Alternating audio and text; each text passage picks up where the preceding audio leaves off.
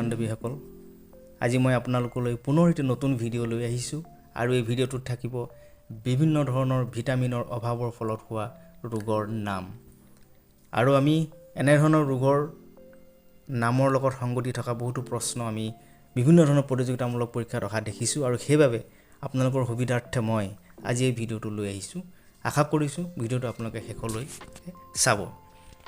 প্ৰথম আছে আমাৰ এনিমিয়া যেটো আমাৰ দেহত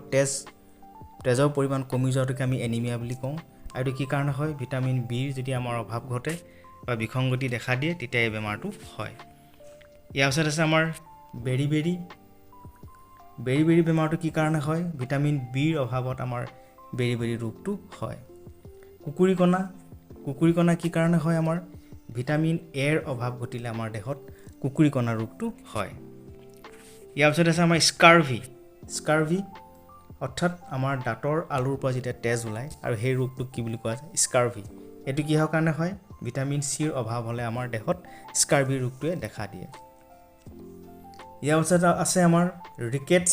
আৰু অস্টিওমালাইচিয়া এই দুটা ৰোগ কি কাৰণে হয় ভিটামিন ডিৰ বিসংগতি হলে আমাৰ দেহত এই ৰোগটো হয়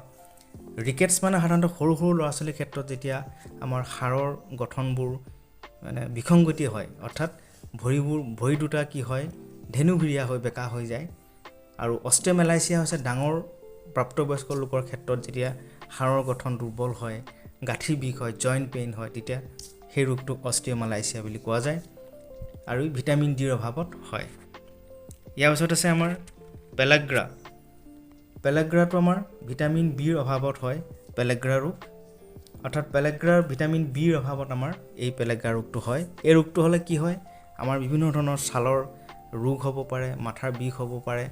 আৰু ইয়াক যদি চিকিৎসা কৰা নাযায় তেনেহলে ই শেষত গৈ ভয়ংকৰ ৰূপ ল'ব পাৰে ইয়াৰ পিছৰ ৰোগটো হৈছে আমাৰ পেৰাষ্টিজা কি কাৰণে হয় আমাৰ ভিটামিন বিৰ অভাৱত আমাৰ পেৰাষ্টিজা বেমাৰটো হয় ই সাধাৰণতে আমাৰ যিটো নাৰ্ভাছ সিস্টেম আছে আমাৰ এই নাৰ্ভাছ সিস্টেমত ই এটেক কৰে আশা কৰিছো ভিডিঅ'টো আপোনালোকে ভাল পাইছে আৰু যদি ভাল পাইছে তেনেহলে মোৰ চেনেলটো সাবস্ক্ৰাইব কৰিবলৈ নাপাহৰিব আৰু ভিডিঅ'টো শ্বেয়াৰ কৰিব লাইক কৰিব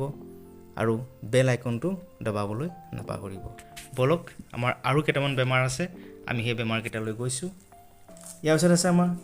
কোৱাচিয়কৰ কি কাৰণে হয় আমাৰ দেহত যদি প্ৰটিনৰ অভাৱ ঘটে তেতিয়া আমাৰ কোৱাচিয়কৰ ৰোগটো হয় কোৱাচিয়কৰ ৰোগটোৰ লক্ষণবোৰ হৈছে সাধাৰণতে সৰু ল'ৰা ছোৱালীৰ ক্ষেত্ৰত যেতিয়া পেট ডাঙৰ হৈ যায় হাত ভৰি সৰু হৈ যায়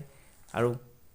ওখ নহয় চাপৰ হৈ থাকে আৰু সেই ৰোগটোকে আমি সাধাৰণতে কোৱাচিয়কৰ বুলি কওঁ ইয়াৰ পিছত আছে আমাৰ অতিমাত্ৰা ৰক্তক্ষৰণ অভাৰ ব্লিডিং হয় আমাক যদি কটাৰী বা দাহে কাটে তেতিয়া আমাৰ কি হয় আমাৰ দেহত তেজ ৰখাবলৈ সুবিধা হয় অৰ্থাৎ তেজ গোট নেমাৰে আৰু তাকেই হেতু কি কাৰণে হয় আমাৰ ভিটামিন কে যদি আমাৰ দেহত অভাৱ ঘটে তেতিয়া আমাৰ এই অসুবিধাটোৰ সৃষ্টি হয় ইয়াৰ পিছত আছে আমাৰ কাইলোচিছৰ ৰোগটো কিহৰ কাৰণে হয় ভিটামিন বিৰ অভাৱত হয় অৰ্থাৎ আমাৰ মুখত যেতিয়া ঘা লাগে আমাৰ ওঠত যেতিয়া ঘা হয় তেতিয়া এই ৰোগটোক আমি কাইলোচিছ বুলি জনা যায় ইয়াৰ পিছত আছে আমাৰ কনভালচন বা হীৰামুৰি এইটো কিহৰ কাৰণে হয় ভিটামিন বিৰ অভাৱত এই ৰোগটো হয় আৰু ভিডিঅ'টো চোৱাৰ বাবে ধন্যবাদ থাকিল আৰু ইমানতে আজি মই মোৰ ভিডিঅ'টো সামৰণি মাৰিছো ভিডিঅ'টো চোৱাৰ বাবে সকলোকে ধন্যবাদ জনাইছো